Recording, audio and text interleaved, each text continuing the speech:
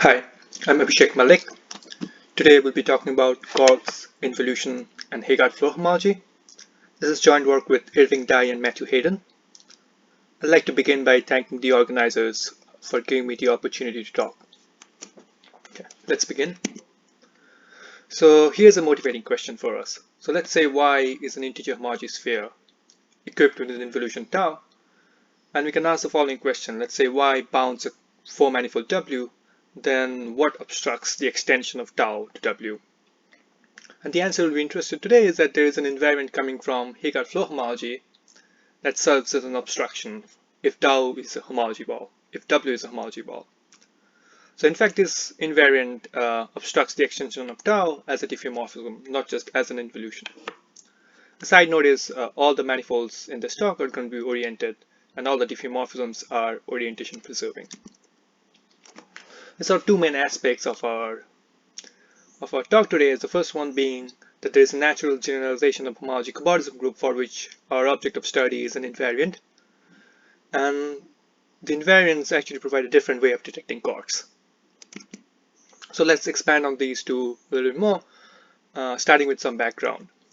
So two interior homology spheres Y1 and Y2 are said to be homology cobordant if there exists a four-manifold W which bounds Y1 and Y2, and such that the inclusion of either of the yi's to W induce isomorphism on homology.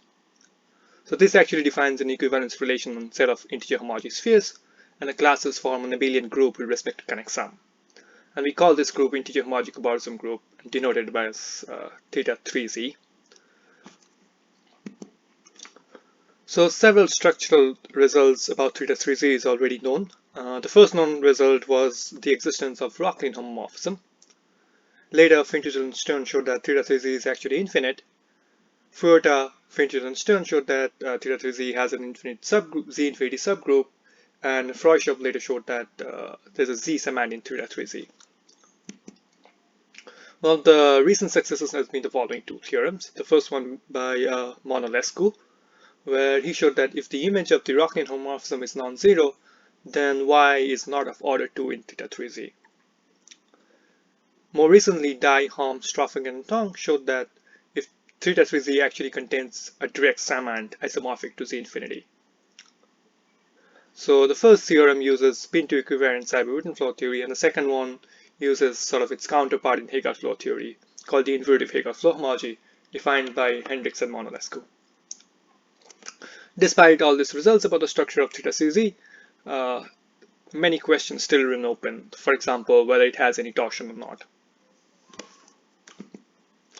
So to this end, we can ask for the following generalization of cobordism, where the manifolds are now equipped with diffeomorphism. So let's say M1F1 and M2F2 are a pair of three manifolds, each equipped with diffeomorphisms, F1 and F2 respectively. We don't really require M1 and M2 to be connected. We'll say that M1F1 and M2F2 are abordant if there exists a pair W, F, where W is a cobordism between M1 and M2, and F is a diffeomorphism on W that restricts to the boundary diffeomorphisms. And a three-dimensional bordism group del3 is an abelian group for which the underlying set consists of bordism classes, and it's endowed with the operation of disjoint union. So this group was first studied by Browder. This group is actually well understood in all dimensions by the work of Craig, Melvin, and Bonahan. Notably, Melvin showed that del3 is actually 0. So this sort of parallels the situation we have for cobordisms in 3 dimensions. But we know that once we put in extra homological restrictions on the cobordism, things become really interesting. So we can ask for a similar sort of thing here. But unfortunately, the most natural generalization to put here, which is homological restriction with connect sum, doesn't quite work. And this is due to the fact that the connect sum of bordisms is not always well defined. So we are actually forced to take disjoint union to be our addition operation. And now, once we've fixed that we need to work with disjoint union for bordism, the most natural generalization of homology cobordism is a cobordism with homology punctured S4. But unfortunately, this class is not closed on the composition in the following way. We can look at this cartoon picture, where the picture on the left we can think of as like a 4 punctured homology S4. This one here we can think of as a 3-punctured homology S4. And it's clear that once we glue them together, we get a generator of H1 in the middle. So the composition of homology punctured S4 may not always be a homology punctured S4. So this is probably not the correct homological restriction that we need to put in on Bordisms. So we propose a certain slight modification of this relation, given as follows. So we'll consider a class of pairs y, f, where y is a disjoint union of oriented integer homologies 3 spheres, and f is an orientation preserving diffeomorphism on y, which fixes each component of y set-wise. Now we'll say, given any two such pairs, y1 f1 and y2 f2, we'll say that they are pseudo-homology bordered if there exists a pair w, g with the following properties: that w is actually a cobordism between y1 and y2, with the extra homological restriction being the second homology of w is 0. And G is a diffeomorphism on W which restricts to the boundary diffeomorphism. Furthermore, we require that G induces identity on the first relative homology of W. So with this definition of pseudo-homology Bordism in mind, we define the following. So we define the three-dimensional homology Bordism group of orientation preserving diffeomorphism, denoted as theta def C, as the abelian group for which the underlying set consists of pseudo-homology Bordism classes of pairs y, f. So pseudo-homology Bordism classes of pairs y, f. And the addition operation is now induced by disjoint union. And from this point onwards, we'll only focus on involutions. The homology Bordism group of involutions, denoted as theta tau z, is a subgroup of theta dep z. And the invariants that we're going to study today are actually going to end up being an invariant of this group theta tau z. So sort of another aspect of our study is Cork detection. So let us recall the definition of Cork. So Cork is a tuple y w tau, where y is a 3-manifold equipped with an involution tau, and a contractible manifold w that y bounds, over which the involution tau does not extend as a diffeomorphism. And by the work of Friedman, tau actually does extend as a homeomorphism. So this tuple y w tau, the first such example of such a Cork was shown by Akbulut. Later, Matviev, Curtis, Friedman, Hishing, and Strong showed that this is really instrumental for studying exotic smooth structures. In other words, any two smooth structures in the same simply connected topological 4-manifold are actually related by a Cork twist, where we cut out and re-glue some contractible submanifold along the boundary involution. Slight generalization of the last definition was recently introduced by Lind, Ruhlmann, and Saviliev, where they considered Y a homology sphere equipped with an involution tau, and they say that the Y, tau is a strong Cork if for any homology ball that Y may bound, tau does not extend over as a diffeomorphism to that homology ball. So this is sort of different from the previous definition, in a way that now we're not just saying that we have one contractible 4-manifold, now we're saying tau does not extend over any homology ball W that it may bound. But we still require that Y actually at least bounds one contractible manifold W, so that Y W tau is actually a Cork. The authors Rind, Ruhlmann, and Saviliev also demonstrated the first example of such a Cork by showing the so-called Akbulut Cork is actually strong. So numerous examples of standard Corks actually exist in literature. The most popular way of detecting them has been embedding them inside a larger closed 4-manifold and then showing that the Cork twist actually changes the particular type of a 4-manifold invariant. So for example, either Seiberg-Witten 4-manifold invariant or the Oswald-Szabo 4-manifold invariant. The proof of Akbulut Cork being strong by Lind, Ruhlmann, and Saviliev also proceeds along the same way, after drawing on some technical results proved by the authors for monopolar homology with rational coefficients.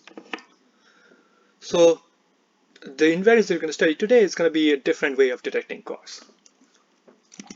So with that in mind, let us state the theorems that sort of partially address our motivation. So let's say Y is an integer homology sphere equipped with an involution tau. Then there exist two different invariants, H tau and H iota tau. And if either of them is non-zero, then tau does not extend as a diffeomorphism over any homology ball that it may bound. So we're going to talk about this invariance later. So there's an abstract group I, which sort of looks like J. It consists of abstract iota complexes modulo local equivalence. That's introduced by Hendricks, Molyneux, and Zamke, that we're going to talk about later. This is relevant to us in the following way, that the invariants H tau and H iota tau that we talked about here are actually homomorphisms from theta tau z to I. Theta tau z was a homology Borism group of involutions that we defined earlier. Furthermore, we have this expected forgetful homomorphism from theta tau z to theta 3z, which is given as follows. So we take all the diffeomorphism data that lies in theta tau z, and we forget that. So that ends up lying in theta 3z, or usual integer homology Borism group. And one naturally arising question is that how big the kernel of this map is. And that sort of captures the richness of this group theta tau z. So in fact, we show the following, that the kernel of this map actually contains a z-infinity subgroup spanned by classes yi tau I, where each yi bounds a contractible four manifold. So in other words, each yi tau I are actually strong Cork. And they sort of generate an infinite rank subgroup of theta tau z.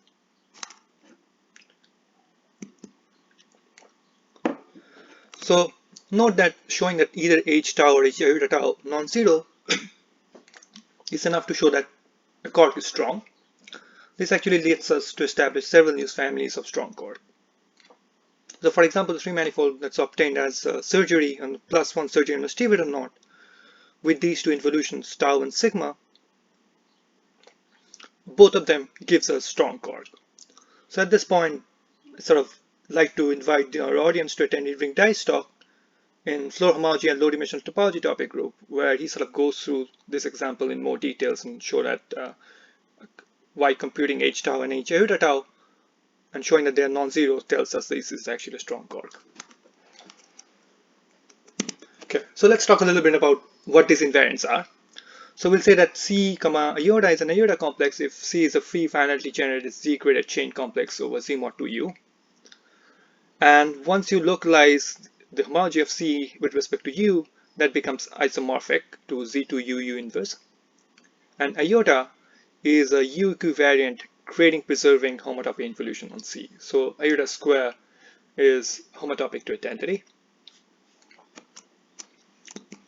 So given any two such iota complex C, I and C prime, iota prime, we say that they are locally equivalent if there exists a grading preserving U equivariant map from C to C prime that intertwines with iota and iota prime. And there exists a grading preserving U equivariant chain map going the other way, which again intertwines with iota and iota prime. Furthermore, both of these maps, F and G, let's say, induce isomorphism in homology after we localize them with respect to U. So we abbreviate these conditions by saying that there's a local map from C to C prime, and there's a local map from C prime to C, going the other way.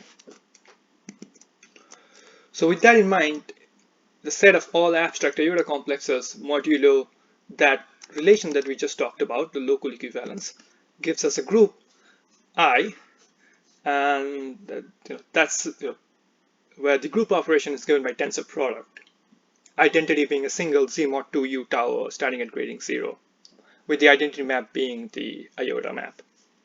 And the inverse is given by dualizing. So that's the definition of this group I. And this group I comes with a partial order. We'll say C1 iota 1 and C2 iota 2 are two iota complexes, and we'll write C1 iota 1 is less than or equals to C2 iota 2 if there is a local map from C1 to C2. In addition, if we can show that there does not exist a local map going the other way from C2 to C1, then we'll write strict inequality that C1 is strictly less than or equals to C2. There's one more thing that we need to recall from the literature. Hendricks, Orman, Lidman defined an invariant of theta 3z called the connected homology. So we'll briefly review it here. So let's say C, iota is an iota complex.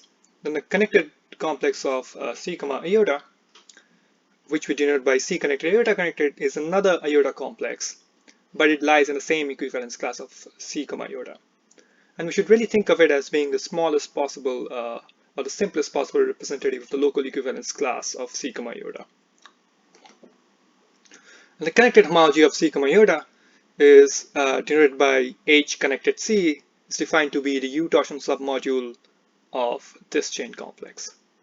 So the U torsion submodule is the homology of this chain complex, C connected, after doing some grading shifts. So Hendricks, Horman, and Liebman actually show that once you replace this C by the Heegaard Floer chain complex and this I by the conjugation involution on it, then this connected homology actually ends up being an invariant of theta 3Z. Let us further recall a few facts about the Heegaard Floer homology.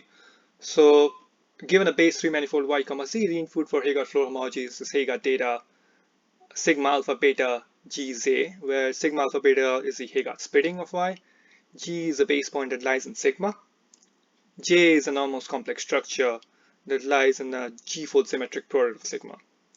And the output we get is a chain complex Cf minus h, where h being the Heegaard data is a module over C mod 2u. And the chain homotopy equivalence class of it is an invariant of the base 3 manifold. Now, if we have, let's say, two different choices of Heegaard data, h and h prime, for the same base 3 manifold, then by the work of Suhas, Thurston, Zamke, and Hendricks and Monolescu, there exists a sequence of Heegaard moves that relates these two Heegaard data, and that further induces a chain homotopy equivalence between the respective Heegaard Floer chain complexes. So with that in mind, we can define this tau complex. So the involution tau actually induces an involution on the Heegaard Floer chain complex in the following way. So there is always this tautological isomorphism given by the push forward of the Heegaard data under the diffeomorphism. We denote it as T. So tau h here denotes the push forward of the original Heegaard data by the diffeomorphism tau. And this map is an isomorphism. But since h and tau h still represent the same base 3 manifold, we still have this chain homotopy equivalence, which is sort of flowing back the other way we talked about here. And so we define tau to be the composition of these two maps. And that defines a map from an involution in CFH. So for the moment, we're sort of ignoring the base point. That doesn't really matter because we are working in the realm of integer homology spheres. But for the purpose of this talk, I'll continue to ignore the base point. So that map tau we just defined here, this map tau, is actually a well-defined homotopy involution. So we can study the tau complex, which is a specific iota complex defined like this, Cf minus y comma tau. And we denote it as h tau of y.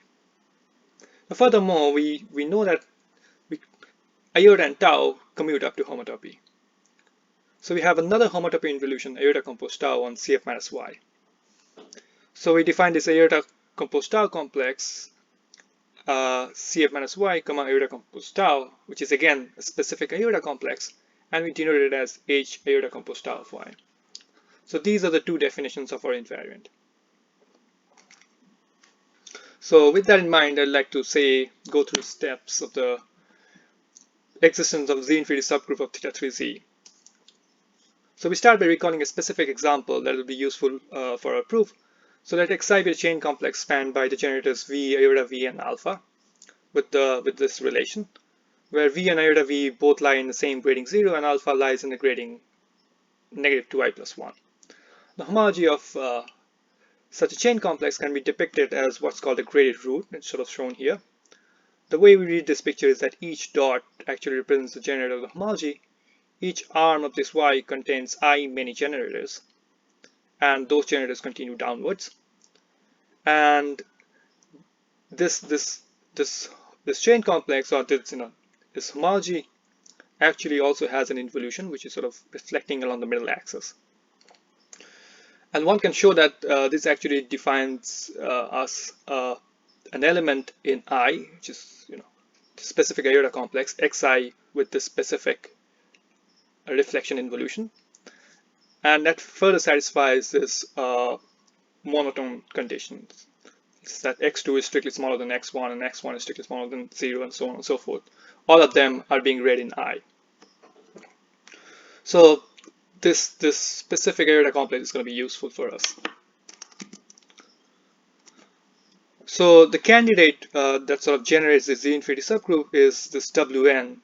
This was shown to be Corks by Yagblut and Nasri earlier. And these Wn's come from this specific figure where you have this two-component link where you do zero surgery on each of these components. This box n here denotes n many positive twist. And the involution on Wn is defined as follows. So we choose a specific isotopy that transfers this crossing to this link, this component, and then we rotate along this middle axis to get back to the original picture. And we can show that once you compose these two, we get a well-defined involution on Wn.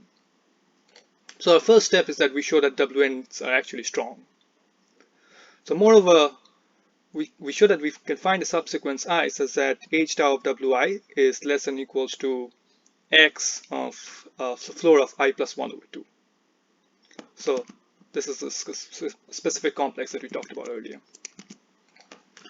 Furthermore, we'll need these two lemmas. The first one being if C in I is a local equivalence class, and let's say we know that C is less than or equals to xi for some fixed I, then the connected homology of NC, the n-fold tensor product of C, must contain a U torsion tower of length at least I.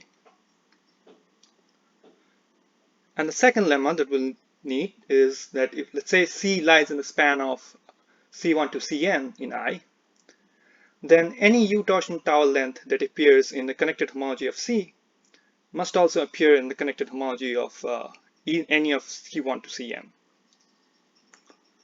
So with these two in mind, we inductively construct an infinite linearly independent subsequence as follows. Let's say, as a hypothesis we already constructed, up to IP minus 1. We choose a specific integer IP for which the floor of IP plus 1 over 2 is larger than the maximal U torsion tower that appears among the connected homology of all the previous Wi1 to WIP minus 1. So the first step is this.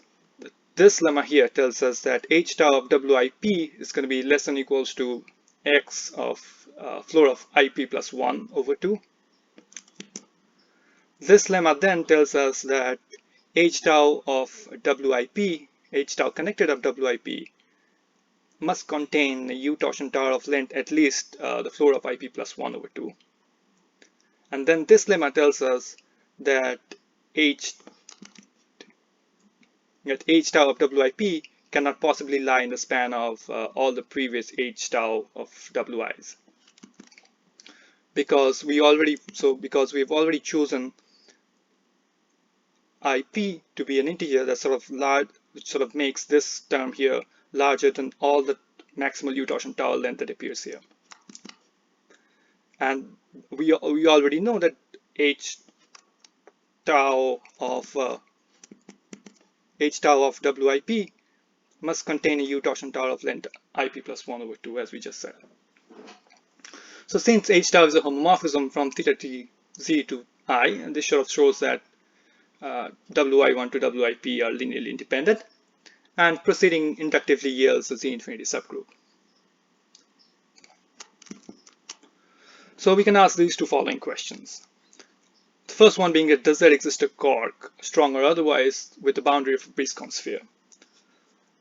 This is interesting in the sense that the invariants that we study, h tau and h eta tau, both of them vanish for Briscoe homology spheres. So you can't really use it to study or answer this question. Another question that we ask is that does there exist a Cork which is not strong? So all the examples of Corks we had in our study, all of them were actually strong Corks. But this question was very recently resolved by Hayden and Picarillo, where they actually showed that there does exist Corks which are not strong. I'd like to end here. Thank you for listening.